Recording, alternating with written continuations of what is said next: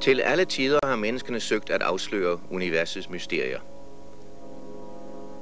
For 4.000 år siden byggede de Stonehenge i Sydengland, et observatorium og et tempel, viet til studiet af himmellegemernes bevægelser.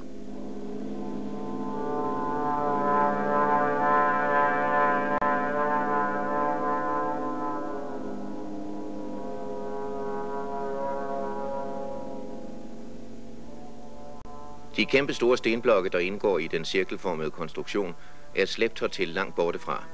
Nogle af dem vejer 50 tons.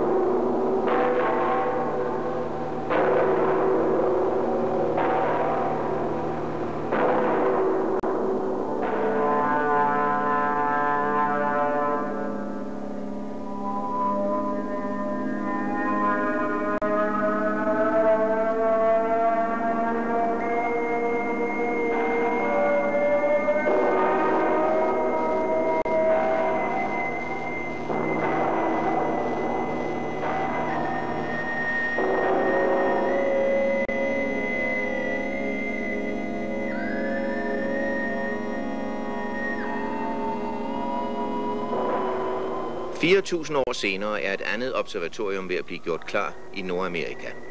Det er viet til studiet af vores nærmeste nabo i rummet, månen.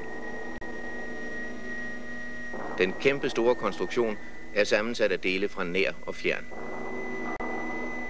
Med en hastighed på 1,5 kilometer i timen ruller den de sidste par kilometer før opsendelsen.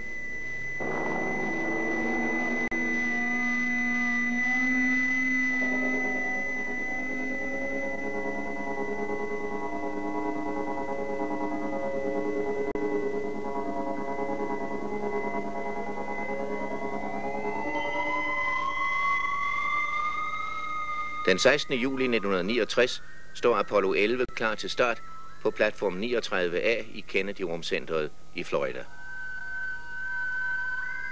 Saturn V løfteraketten med Apollo-fartøjet på toppen er 111 meter høj og vejer 3.000 tons. 400.000 mennesker og 20.000 virksomheder har gennem næsten 10 år været beskæftiget med Apollo-projektet.